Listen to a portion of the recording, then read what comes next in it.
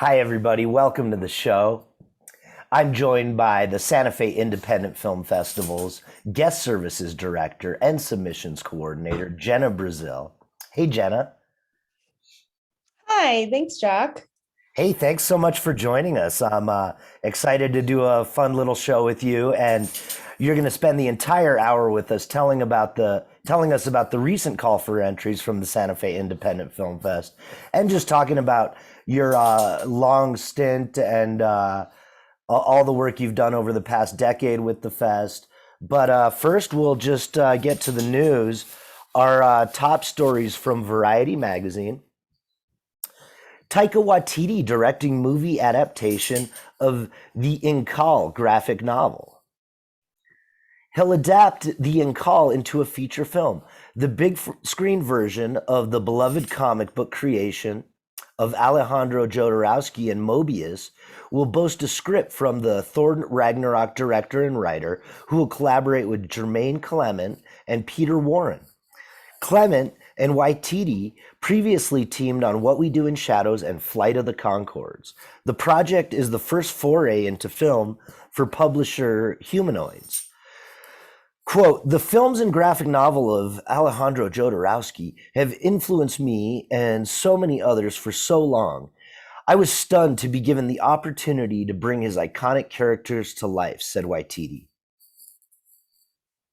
Created by filmmaker and writer Jodorowsky and French artist Mobius in the end of the 70s, The Incal has a devoted readership, having become the highest-selling science fiction graphic novel in history. The graphic novel is the foundation of the Yodaverse, which encompasses best-selling comic book series such as The Meta Barons and Megalex. So, gosh, I'm so excited. Just two of my favorites here. Jodorowsky said that Giger introduced him to Waititi's work, which convinced him that he'd found the right filmmaker. Quote, I fully trust Taika's creativity to give the Incal a stunning take. Intimate and at the same time of cosmic proportions, Jodorowsky said. Waititi won an Oscar for his screenplay for Jojo Rabbit and also directed Hunt for the Wilder People. And boy, he's represented by CAA and management. So, I know, Jena, you've enjoyed a lot of his movies. And I know you've seen some of Reservation Dogs. We had Yeah. Sterling Harjo on the show. Are you also a fan of Alejandro Jodorowsky? Yeah, I'm not, I think I'm more of a fan of Waititi, but I could get behind Alejandro as well. It's going to be a really great adaptation of the comic book, I think. To really kind of bring that to life will be interesting from their point of views. Yeah, I mean, I just love Jodorowsky's Dune because you get to see kind of so much of what goes on in his process and what a dedicated artist he is. And then I love so many of his movies from El Topo to so many more. I'm trying to think of the um, more recent title about dreams. Maybe it'll come to me. So this next one is from Entertainment Weekly. Grace and Frankie finally nabs Dolly Parton for a 9 to 5 reunion in its final season. Do you watch Grace and Frankie ever, Jena? I don't. I've seen a few clips. It's a great show though. It's really funny. They do spend time in New Mexico or in the show in Santa Fe, so Yeah, I think it's a fun way that's an interesting. to continue to follow the work of Jane Fonda. It only took 7 seasons, but Yeah. Grace and Frankie got Dolly Parton to come on the show. Netflix announced Friday that the country music legend, actress, and humanitarian will appear at some point during the final 12 episodes of the half-hour comedy, marking a 9 to 5 reunion between Parton and the series star Jane Fonda and Lily Tomlin. No plot or character details were provided, So the door is presumably open for Pardon to appear as herself or as a whole new character put into the mix alongside Fonda's buttoned up Grace and Tomlin's free spirited Frankie. And I know that June Diane Raphael appears in the show, and she's been to the Santa Fe Independent Film Fest. Did you get to meet her when she was here? No, I didn't. She was really fun. She came with Casey Wilson, and they're at Yeah, Besties. So let's see. This Dolly next, Parton had a good documentary podcast about her life. oh yeah, I think I heard something about that. Hmm. So this next story is from Variety. Harry Potter turns 20. Director Chris Columbus on working with young Daniel Radcliffe and why he wants to adapt The Cursed Child. More than 2 decades ago, Harry Potter mania was at an all-time high. The fervor that surrounded J.K. Rowling's fantasy novel about a bespectacled boy who finds out he's a famous wizard translated to stratospheric expectations for Harry Potter and the Sorcerer's Stone, the first movie adaptation of the beloved series. The film, which opened in 2001, became an instant box office sensation, paving the way for one of the most successful franchises in movie history, and turning then unknown stars Daniel Radcliffe, Emma Watson, and Rupert Grint into household names. On the occasion of the film's 20th anniversary, Chris Columbus spoke to Variety about bringing the fantastical wizarding world to life. Given the popularity of the books, how did you feel? How did you feel pressure making the first Harry Potter movie? They asked him. And Chris Columbus said, I had every expectation that I would probably be fired within the first 2 weeks. I was very, I don't want to say anxious, but aware of the fact that if I screw this up, I would probably never work again. And I would have millions of fans at my door just infuriated. And you would have been one of those fans, Jenna? Yeah, probably. I was definitely a big Harry Potter nerd growing up, and I can say I still am in a sense. Yeah, the books were like a little bit before my time, but I remember seeing that first film from the trilogy, and I loved how he used his chess knowledge to solve the puzzle, and I just thought it was a fantastic world that they had created. Yeah, I mean, J.K. Rowling definitely created a really magical place for young adults and kids. I mean, I remember I believe it was middle school, we read it in class, like the teacher would read it to us. So they asked him a few more things.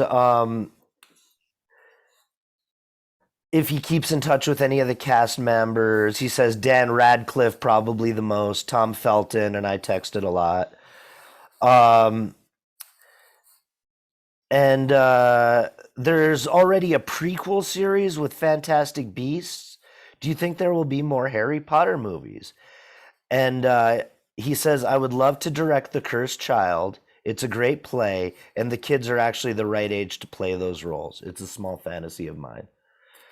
So hopefully we do get to see more installments and some of the actors come back for it. I know a lot of them have kind of taken different uh, paths, and I know Emma Watson's become very popular.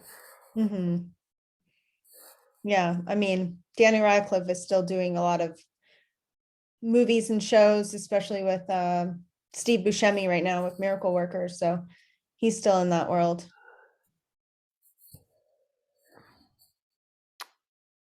Let's see.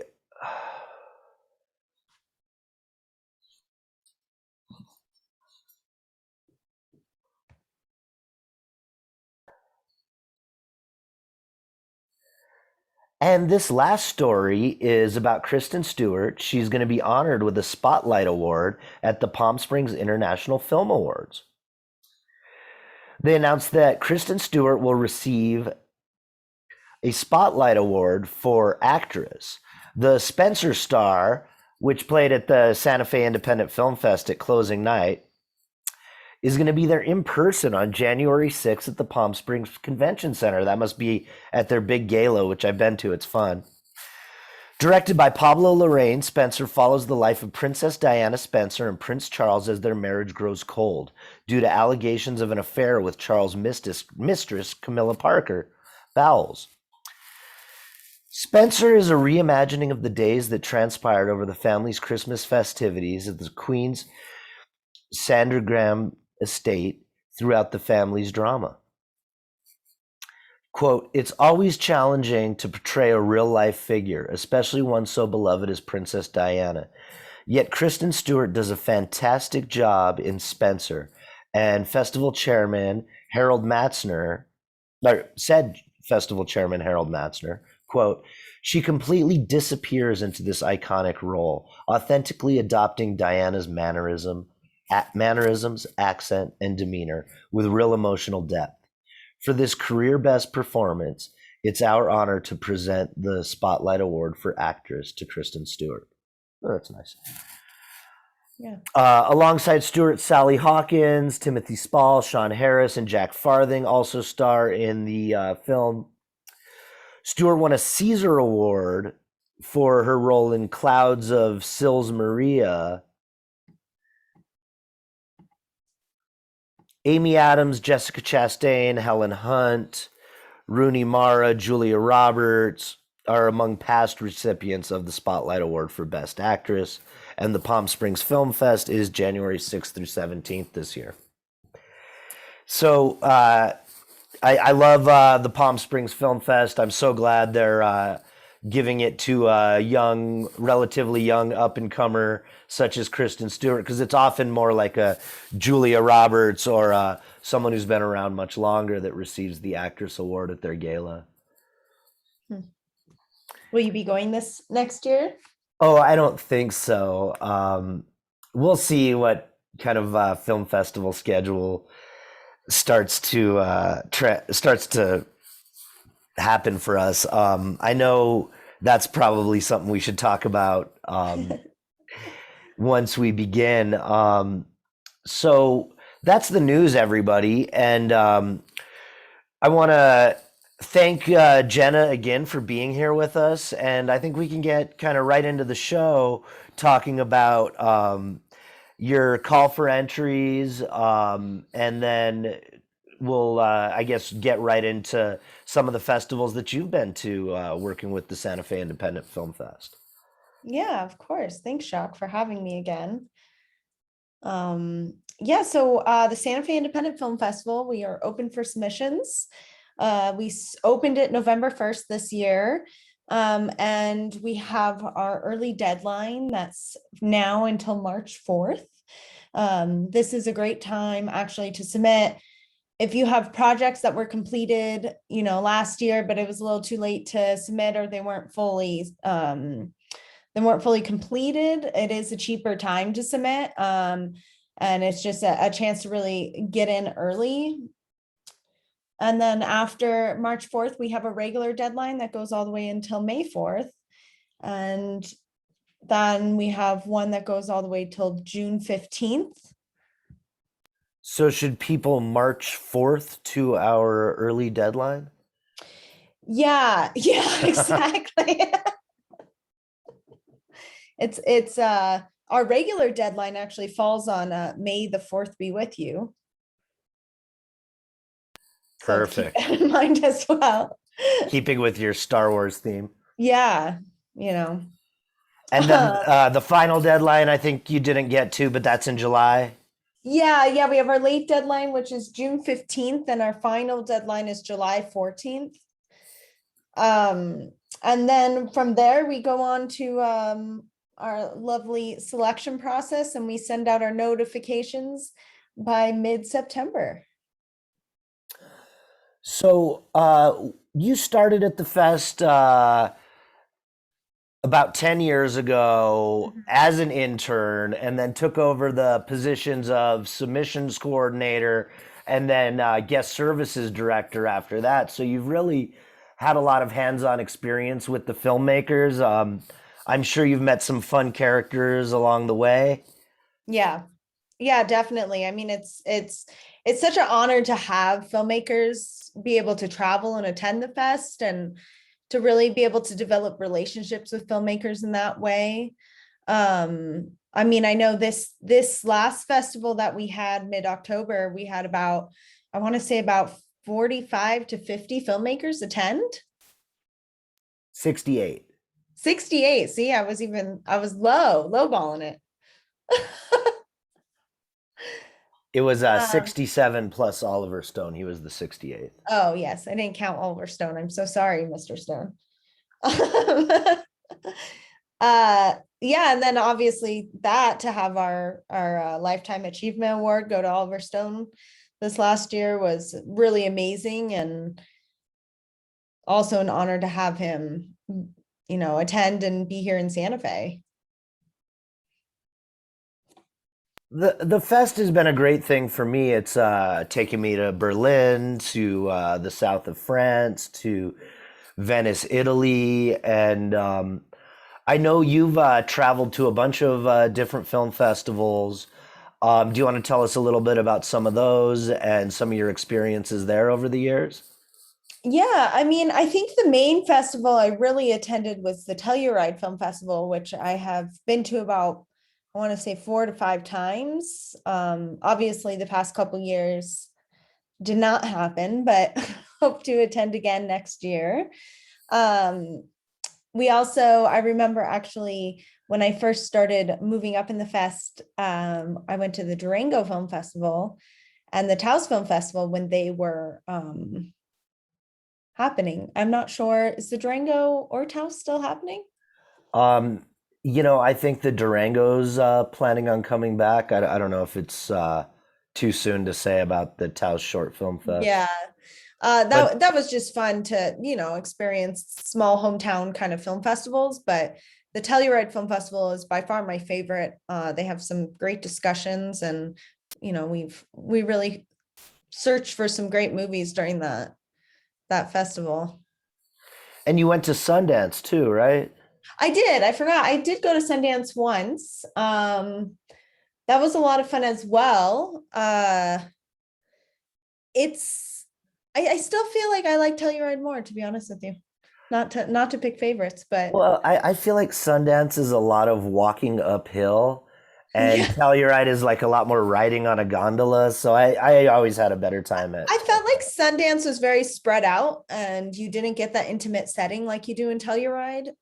You go into just a regular restaurant and the Sheraton Hotel bar and you meet other festival goers, and that doesn't it happens in Sundance, but I felt like it wasn't as intimate. Well, you met Chloe Zhao at Telluride a few years ago when she Yeah, was there with the writer. Maybe that was 2016. yeah, I believe so. And I know Raul and I met Werner Herzog there that year. I think you guys were all inside at the restaurant. Yeah. But I was looking at glasses on my phone when William Defoe walked right up the steps, and I missed that one. But oh, I like that Thai restaurant. I forgot about that. That was the one we yeah, were at with Willem Dafoe. mhm, yeah, I just felt like it was a little bit more of an intimate setting in that sense, where it doesn't happen as much in Sundance. Yeah, well, there's something about being in the mountains for these movies that's really great, and I think also that it's Labor Day. It's a good temperature where Mhm. when I first started to go to Sundance, it was very cold, and it's been kind of warmer each year since. I don't know what that says about Yeah. the temperature rise in Utah, but I remember one year it was just weird. There was no snow on any of the mountains. Huh.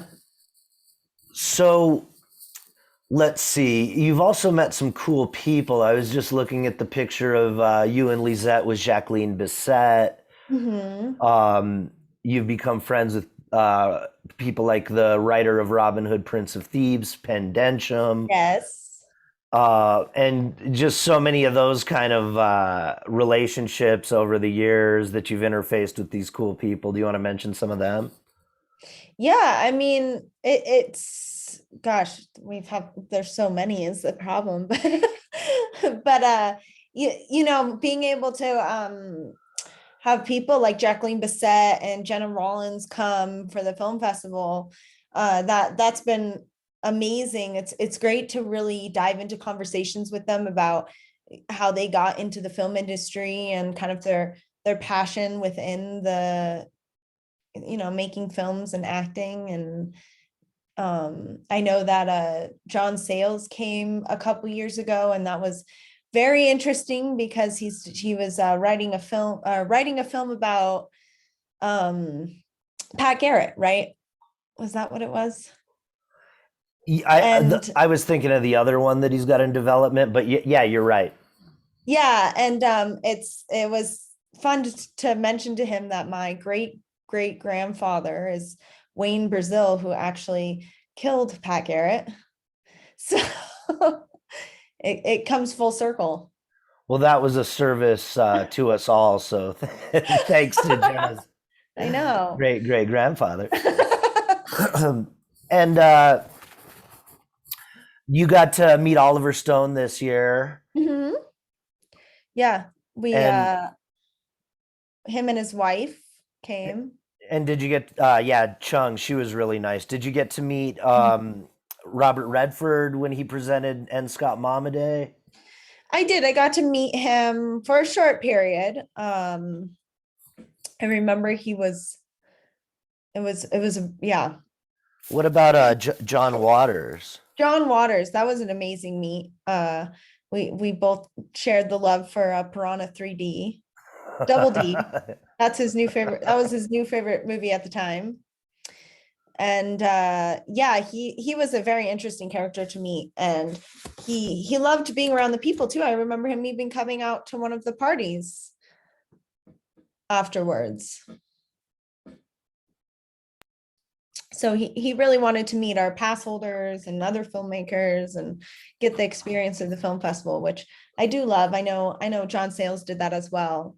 He went to a few movies. And And then, you know, we've worked with some amazing people. There's Blake Lewis, she's our box office manager, and Stephanie Love, the operations manager. Do you want to Chris, say, yeah, Chris Breidenberg? Yeah, do you want to yeah, say yeah. something about some of them? Yeah, of course. So our team has really grown over the years. I mean, I remember even when I just started as an intern, it was really just you and Liesette running the whole thing. And it's nice to have a crew on board that really helps us before and during the festival. Stephanie Love especially has done a tremendous job in helping me. This last year, I had started a new job, and she really helped get filmmakers in, and you know, the submissions on board with getting films. Um and then yeah, Blake Lewis, she's a longtime friend, and she helps with the box office during the fest, and she's there also to assist in parties and really anything I need with guest services. She hands out some filmmaker badges and bags as well. Have you gone to her yoga class? I haven't. I know, I don't think she teaches at where she was teaching before. Oh well, I'll have to go. I'll have to go to the next one, I think. Yeah, we should do a fest yoga. That'd be fun. We should do that during the fest. I'm sure we'd get a lot of people. Yeah, I think maybe we will this coming fest. Yeah, in the park. Totally.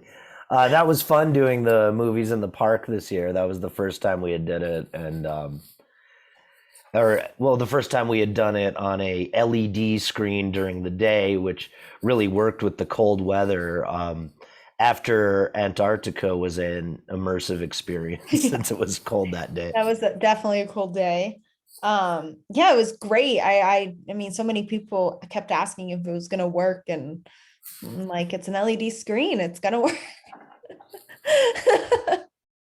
You know, maybe next October, if it's not too cold, we'll be able to do some at night, but this Yeah. October was a little too cold. So what about Chris Breidenberg? Have you had fun working with him? Yeah, he originally came to us working at CCA, which is the Center of Contemporary Arts, where we have held some of the short screening and feature screens. And he joined us to help really with the tech of getting all of the DCPs and MOV files and ProRes, and then also making sure that all the projection, it's playing on the projection. And he's a character. Now, is he a hipster? Uh yeah, I would call him a hipster. And Whether he'll like that, I don't know. what about Nathan Hollis? Is he a hipster? Um Nathan is he has his own wording. I don't really know. He's just Nathan Hollis. He has his So own fashion. yeah, he's not exactly a hipster. He's like a mix between hipster and Nathan. It's like, What about a lumbersexual? Is he a lumbersexual? what is that? It's like when you dress as a lumberjack, but it's sexy. No, because he was wearing like wide during the fest, he was wearing like wide leg blue pants with Crocs. Huh. It's a smart So look. it's like hipster, but then he throws his own like style to it. God, it is a fun group. I mean, I feel like I know I'm richer for knowing all of you guys, and I think you and I have just become the greatest of friends over the years. Yeah. Um, and we've done a lot of fun things. The party that HBO threw us at the El Dorado Oh Hotel. yeah, for Oliver Kitteridge, right? Yeah, Olive Kitteridge, Oh yeah, and let's see. What they also threw us that great party at La Fonda, no. Mm-hmm. and there's been so many kind of different fun times. The Film is Art Gala at Gerald Peters Gallery. That was a fun thing to work on. I'm looking forward to the next big party, big fancy party like that we Yeah. get to do. Yeah, another gala would be nice now that we can do that. Yeah, I think it's been kind of an interesting fall, but hopefully things are more and more opening up. And Yeah, Did you guys talk about your film festival travel? I did. I know. Yeah, you guys talked about going to Telluride. Yes. I forgot I had been to Sundance, but we talked about that. Yeah, we went to Art House Convergence. Oh yeah, we went to yeah. I don't know. I guess that's just all a blur to me. It was so many years ago. I mean, it was Yeah. only like 2018 though. No, I know. It was Not, a long not week. so many years ago. It was a long week. Yeah. We had some fun at Art House Convergence. Yes, Sundance is cold. Sundance is cold. I learned that my boots that were waterproof are not waterproof. Yeah. I got Merrell's, so mine were waterproof. Yeah, I've decided I'm now buying Merrell's for winter.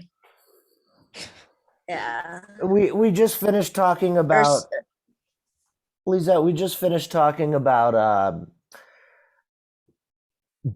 Nathan and Chris and Blake and Stephanie Love, and we talked about whether Nathan and Chris were hipsters, but is Stephanie Love a hipster? She's the right age. She's young. No, she's like more of an artist, I think, than like a hipster. Yeah. But I think that Bryce Warren said that Nathan Hollis, it's a vibe. So he's not necessarily a hipster, but it's a vibe, whatever. That's what I was saying. is. He's like hipster with Nathan twist. So Jena, did we talk about like submissions? Like if I'm a filmmaker and I want to submit to the film festival, what do I do? Yeah, I mentioned when our deadlines were, but I guess I didn't really mention where. Yeah, so filmmakers would submit at filmfreeway.com, or you can go to filmfreeway.com/Santa Fe Independent Film Festival. And And if I'm a New Mexico filmmaker, do I get a discount? yeah, you do. You get 30% off, but you have to make sure you write me. It's Jena at Santa Fe independentfilmfestival.com. And what if I'm like a high school student and I made a film? Do I have to pay? so high school students, I am so happy to offer waivers to students, especially New Mexico students. You also would have to email me. We have a code that you would have to enter in order to waive that, the price, but we really encourage students to submit their films. So like somebody often asks me, they ask me like, what's your favorite part about the festival? And there's a lot of different things that I really like about the festival. But one of them that I kind of always comes to me is that like, I like the connections that other people make during the film festival, whether it's like Shane and Julia, where they meet and they get married after meeting at the film festival, or just like people that, they become best friends after the film festival, like Glenn Silver and Kurt Doty, or, somebody finds their producer or, the co-writer of their next movie. What's kind of some of your favorite parts about working at the festival, or if you have any stories about that? Yeah, I mean, I mentioned before my favorite fest to go to, that's not ours, is Telluride, because it's intimate. And I feel like that's kind of the same way with the Independent Film Festival here, is that it creates a community, and it creates an intimate community. And so especially this year being so, I helped out with a lot of the parties this year. I got to see all of the filmmakers communicating and making connections and creating this community around film. I really love that. I think sometimes that can get lost at big film festivals. And so it means a lot to me to see that. I mean, it will, especially when they're foreign. I know we had a film, he was from Mexico, but he's living in LA. And I think it was really great for him to meet filmmakers from the LA area, to make that connection, and also from like the East Coast as well, just because he's not, he's from Mexico, he moved during COVID. So. Wow, that's a great story.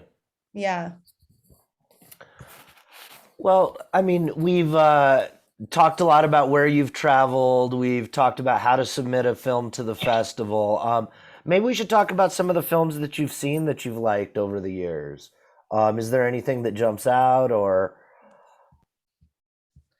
One of my favorite films that we actually ended up screening was Ixcanul. Is that how you say it again? Ishkanul. Yeah. Ishkanul, right. That's the Mayan. It's the it's Mayan word for volcano. Yeah. That by far is just one of my favorite films that we received and that we screened. It's really important to me to show kind of more worldly and international films rather than, films that were all made here and in English. Yeah, and that one's by Jairo Bustamante. I got to meet him in LA once. Yeah. Nico's distracting. Okay, I'm watching the Nico video. The baby is on the air.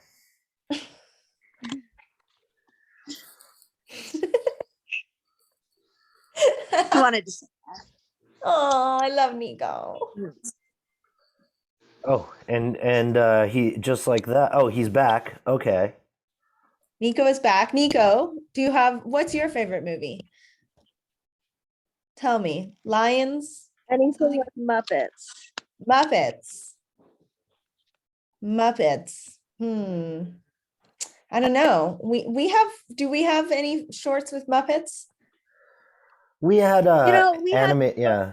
as as part of Student Day this year, we had a short that was produced by Jim Henson's daughter. Right. I forgot about that. The Memory Trade. The Memory Trade. So it was a short. So it wasn't necessarily Muppets. It was puppets, but it was produced by Jim Henson's daughter. And then in the early years of the fest, we had that movie Fred, right, Jacques? And that was a dark one. Yeah, there's been a few Muppet and stop animation type shorts almost every season. I think Derek, who programs the short films, has a special eye for those type of movies. And it's probably a great time to bring up Derek. You've gotten to work with him quite closely over many years. And Eileen O'Brien says she thinks he has an eidetic memory. He's a very talented programmer, and I really value the time I've got to spend working with him. I'm sure you have a similar experience. Oh, definitely. I mean, he's a character in a good way. He, he'll remember a film we played 5 years ago that the director submits, and he'll see the director and he'll remember the exact movie, what it was about, the new movie, who he was, meeting him. I mean, it's very rare, I feel like, especially working for film festivals, you kind of get lost in the movies and meeting people, and for him to remember that, it's interesting. I love it. Yeah, the way he's kind of taken that program and really pushed it to some pretty serious limits, I think the audience has really responded. Where at first a short film from another country that had very little promotion or publicity surrounding it wouldn't be as well attended, but I think the people who go to Derek's selections have learned to really expect something good in each program, so they've turned out more and more each season. Yeah, it's grown a lot the past few years actually, and his selections have really grown. So it's SantaFeIndependent.com is the website, and people can go, they can submit films there. The early deadline is March the 4th. Now, I think interfacing with you is a great thing about the festival, that, you're not just getting an auto response. You're really, you're dealing with a person. And so I think your style of customer service has been really top notch, and the volume of emails and correspondences you're dealing with is massive. How do you kind of keep that all organized? I don't. I remember I took a week off and I came back and I had 300 emails from the fest, and it was a little overwhelming, but I don't know, you just kind of have to barrel through it. Be, selective. I really do try to respond to everyone. If you don't get a response from me, don't take it personal. It's just, it's a lot of emails, but no, I do take being personal to all filmmakers, whether they're submitting or just have a question, or a lot of them let me know when there's an edit or an updated video, and I try really hard to respond, just so they know that we're here. And we see you here. And so when they arrive in Santa Fe, these filmmakers, are they excited to meet you? Are they? Yeah, it's that's actually one of my other favorite parts, is meeting all the filmmakers personally, just because I email them constantly. I remember, gosh, I wish I could remember who it was, but we were at a party, and someone was like, "I'm looking for Jena. I have to meet Jena." And one of you brought him over to me, and he gave me the biggest hug, and he was like, "Thank you so much." And it's just it means a lot to have that connection too. I try my best to bring filmmakers here and make them happy, so to hear that they're happy is always very heartwarming.